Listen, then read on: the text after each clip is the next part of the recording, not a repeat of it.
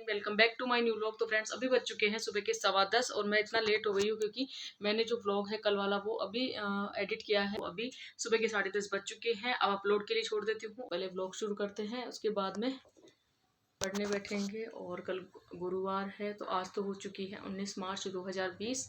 कल गुरुवार है, गुरुवार का रांदा पोहा है और शुक्रवार की है शीतलाष्टमी।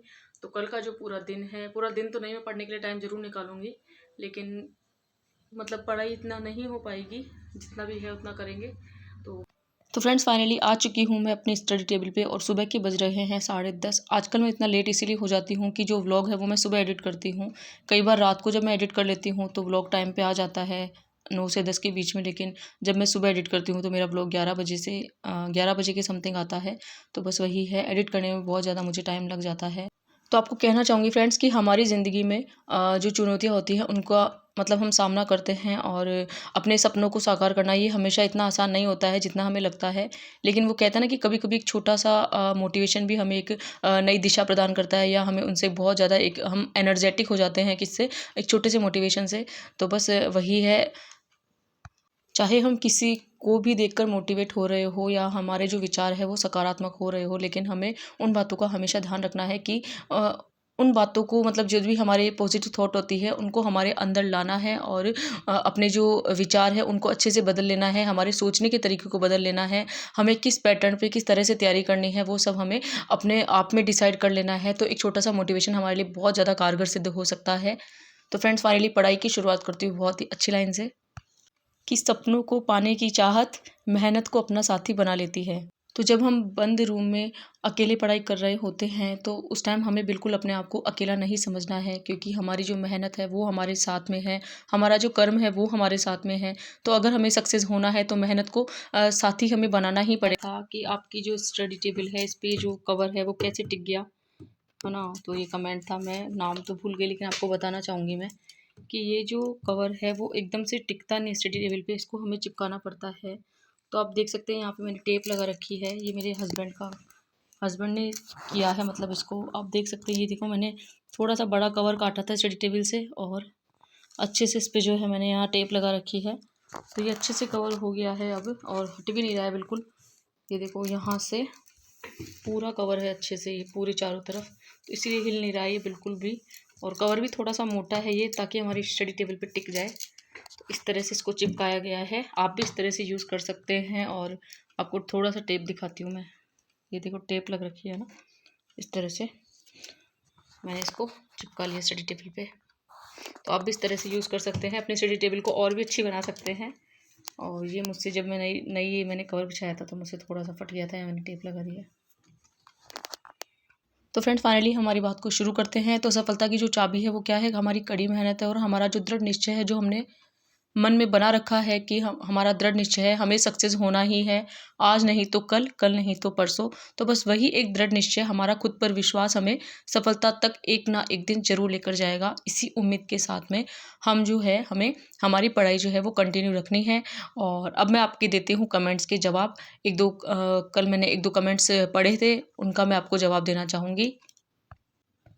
तो फ्रेंड्स एक कमेंट मेरे पास में आया था सिद्धार्थ प्रजापति जी का।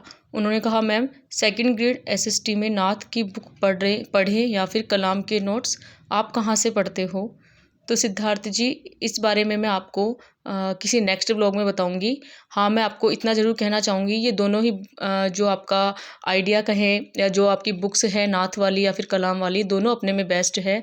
आपको जो अच्छा लगता है पढ़ना आप उससे पढ़ सकते हैं। और हर एक बुक जो होती है वो अपने आप में बेस्ट होती है। तो नाथ वाली बुक पढ़ रहे हैं आप तो बहुत अच्छी बात है, बस उनका ज़्यादा से ज़्यादा रिवीजन करें। यही आपको मैं कहना चाहूँगी। बाकी मैं क्या पढ़ती हूँ सेकंड ग्रेड के लिए, कौन सी बुक पढ़ती हूँ, इसके लिए एक अलग से ब्लॉग बना दूँगी। तो आप थोड़ा सा मेरे ब्लॉग का वेट कीजिए और नेक्स्ट ब्लॉग में आपको बता दूँगी। एक मेरे पास कमेंट आया था दिव्या शर्मा जी का। उन्होंने मुझे पूछा कि दी आपसे एक सजेशन लेना है कि जब एक सब्जेक्ट उठाते हैं तो लगता है दूसरा छूट रहा है, कैसे मैनेज करें? तो दिव्या जी, आपको कहना चाहूँगी, ये वाली प्रॉब्लम आपके साथ नहीं है, ये मेरे साथ भी होता है। जब मैं एक बुक को उठा के पढ़ने बैठ जाती हूँ ना, तो जैसे मुझे उसको पढ़ते हुए 3-4 घंटे या 5 घंटे हो जाते हैं, तो मेरे मन में एक अजीब सा ख्याल आता है कि मैं इस एक सब्जेक्ट को ही कवर कर रही हूँ, मेरे बाकी सब्जेक्ट का क्या होगा?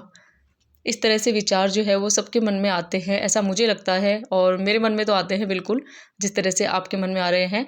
तो ये स्वाभाविक सी बात है, हर एक इंसान के मन में आना ये वाली बात स्वाभाविक है कि हम किसी एक बुक को उठाते हैं पढ़ने के लिए, तो दूसरे बुक को मन करता है कि हाँ, अब उस बुक का क्या होगा, या उसका हम सिलेबस कैसे कंप्लीट करेंगे, उसके टॉपिक कैसे कंप्लीट करेंगे।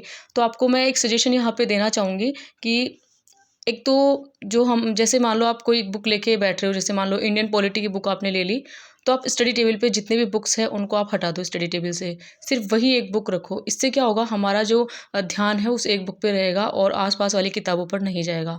तो पहले तो आपको यही काम करना है, ठीक है। और दूसरी बात आपको मैं ये कहना चाहूँगी कि उस बुक को जब पढ़ना है तो और दूसरी बुक्स के बारे में आपको नहीं सोचना है कि उसका क्या होगा, उसका टॉपिक क्लियर नहीं हुआ तो क्या होगा, कुछ भी नहीं। बस आप इंडियन पॉलिटी पढ़ रहे हो, मतलब इंडियन पॉलिटी ही आपको पढ़नी है, पूरे मन से पढ़नी है, पूरी लगन से पढ़नी है। हो सकता है आप उसके 100 पेज पढ़ पाएँ, 50 पेज पढ़ पाएँ या 70 पेज पढ़ पाएँ, ठीक है? इतना पढ़ने के बाद में आप, जैसे आपको लगता है कि अब बहुत ज़्यादा अति हो गई है, या फिर हमारे माइंड में अब कुछ जा ही नहीं रहा है इंडियन पॉलिटी का, तब जाके आप दूसरी बुक उठा सकते हैं। तो एक दिन में एक बुक ना उठाकर हम 2 या 3 बुक को आराम से कवर कर सकते हैं। लेकिन ज़्यादा पेजेज़ हमें कवर करने हैं, जिससे हमारी जो बुक है वो भी कवर हो जाए और हमारे टॉपिक है उनका भी हम रिवीजन आराम से कर सकें। आई होप आपको मेरा सजेशन अच्छा लगा होगा। तो मैं तो देखो इसी तरह से मैनेज करती हूँ। जब भी मुझे लगता है कि इस बुक से मैं बोर हो गई हूँ, या फिर अब मेरे माइंड में कुछ भी नहीं जा रहा है, तो मैं उसी वक़्त दूसरी बुक उठा लेती हूँ और उसको पढ़ने लग जाती हूँ। फिर उसको जैसे ही 2 ढाई घंटे पढ़ती हूँ, फिर मुझे लगता है कि अब मैं फिर से इंडियन पॉलिटी पढ़ सकती हूँ, तो मैं वो पढ़ने लग जाती हूँ। बस आपको कहना चाहूँगी, हम एक दिन में 2 या 3 बुक को लेके आसानी से कवर कर सकते हैं। जब हमें लगता है कि हम बोर हो रहे हैं या हमें याद नहीं हो रहा है, तो बस अब आपको टेंशन नहीं करनी है किसी दूसरे सब्जेक्ट की। वैसे भी अगर हम एक दिन में 2 या 3 बुक को साथ लेकर चल रहे हैं, तो हमारा सिलेबस तो कंप्लीट होना ही है। आज नहीं तो कल सिलेबस तो कंप्लीट होगा। तो बस आई होप आपको आपकी कमेंट का रिप्लाई मिल गया होगा, और आप बिल्कुल अच्छे से तैयारी कीजिए। जो भी आप बुक उठाते हैं उसको पूरी मेहनत और लगन से पढ़ें, यही आपको मैं कहना चाहूँगी। तो फ्रेंड्स, पहले मुझे ये लगता था कि ये सब बातें मेरे साथ ही होती है, लेकिन जब से आप लोग कमेंट करने लगे हो और मैं कमेंट पढ़ती भी हूँ, तब मुझे जाके पता चलने लगा है कि सिर्फ मेरे साथ ही ऐसा नहीं होता है, आप सबके साथ भी होता है। मैं भी बंद रूम में जब पढ़ाई करती हूँ, तब मुझे लगता है कि एक-एक बुक को पढ़ने से बहुत ज़्यादा बोर हो गई। कई बार तो मुझे सुबह से शाम हो जाती है एक ही बुक को पढ़ते हुए। जिस दिन मुझे लगता है कि नहीं, मुझे ये कवर करना ही है, उस दिन मैं लेके बैठी रहती हूँ। लेकिन फिर शाम को मुझे थोड़ा ख़्याल आता है कि यार दूसरी बुक तो मैंने कुछ पढ़ी नहीं, उसका तो मैंने कुछ देखा ही नहीं, तो फिर मैं ना दूसरी बुक लेके बैठ जाती हूँ। तो मेरे साथ यही सीन है, इसी तरह से हमें पढ़ना है, और जल्दबाजी किसी चीज़ की नहीं है। किसी का भी पेपर आ रहा हो, हमें तो सिर्फ हमारे सिलेबस को कंप्लीट करना है, हमारा टॉपिक अच्छे से क्लियर करना है, ऑब्जेक्टिव क्वेश्चंस आराम से देखने हैं। वो कहते हैं ना, जल्दबाजी का काम होता है वो शैतान का होता है। हमें बिल्कुल कछुए की चाल चल के हमारे तैयारी जो है उसको करते रहना है। तो मन में एक विश्वास रखना है, और हमारे अंदर सब्र और धैर्य होना बहुत ज़्यादा ज़रूरी है। क्योंकि हम अगर हड़बड़ाहटी करेंगे, जल्दबाजी करेंगे कि मुझे ये भी याद करनी है, मुझे ये भी याद करनी है, तो हम कुछ भी याद नहीं कर पाएँगे। इससे अच्छा तो ये है कि हम आराम से जो भी पढ़ रहे हैं उसको ध्यान से पढ़ें, पूरे मनयोग से पढ़ें, आराम से बिल्कुल उसके टॉपिक क्लियर करें, और उसके ऑब्जेक्टिव क्वेश्चंस देखें। वही बेस्ट तरीका लगता है मुझे तो, जहाँ तक पता है। और आपको एक बात और बताना चाहूँगी, इन दिनों में ना तो मैं सेकंड ग्रेड की कोई बुक पढ़ रही हूँ अभी, और ना ही थर्ड ग्रेड की पढ़ रही हूँ मैं। हाँ, मैं वैसे तैयारी इनकी ही करना चाहूँगी, लेकिन अभी इन दिनों में मैंने कुछ और ही सोच रखा है कि 1 मंथ या 1 या डेढ़ महीने मुझे मेरे जो वीक पॉइंट है या वीक सब्जेक्ट जो आपको बोलूँगी, मैं उनको थोड़ा-सा तैयार कर रही हूँ। और मेरे वीक सब्जेक्ट है कंप्यूटर साइंस, मैथ और रीज़निंग। ये सारी चीज़ें बहुत ज़्यादा वीक है सब्जेक्ट। इनके चक्कर में मैं कभी भी कोई एग्ज़ाम दे भी देती हूँ, तो उसमें अच्छे मार्क्स नहीं आ पाते हैं मेरे। तो मैं इन सब्जेक्ट को थोड़ा-थोड़ा क्लियर कर रही हूँ। डेली आपको मैंने ये बताया भी था न्यू ईयर को, कि मैं 1-1 डेढ़-डेढ़ घंटे इंग्लिश और मैथ इन सबको लेऊँगी, या एक-एक सब्जेक्ट को थोड़ा-थोड़ा पढ़ूँगी। तो बस मेरा जो टाइमिंग है बहुत ज़्यादा डिवाइड हो गया है अभी। तो अभी मैं उनकी तैयारी नहीं कर रही हूँ 1 डेढ़ महीने, उसके बाद में मैं सेकंड ग्रेड की बुक लेके बैठूँगी अपने रिवीज़न के लिए, और अच्छे से लर्न करूँगी उनको। तो फ्रेंड्स, तैयारी वगैरह तो चलती रहती है, बस हमें सिर्फ पढ़ते रहना है। और सही बात भी है, हमारे जो स्ट्रॉन्ग सब्जेक्ट होते हैं उनको तो हम थोड़ा देख लेते हैं, लेकिन जो वीक सब्जेक्ट है उन पर हम कभी ध्यान नहीं देते हैं, और उनका हमें बहुत ज़्यादा लॉस हो जाता है।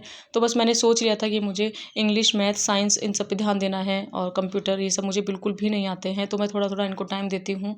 मतलब आप मानोगे नहीं, कम से कम मेरे 3-4 घंटे तो इनमें ही निकल जाते हैं। तो बस वही है। और बाकी मेरा SST सब्जेक्ट जो है उनके मैं टॉपिक पढ़ लेती हूँ जब मेरा मन करता है।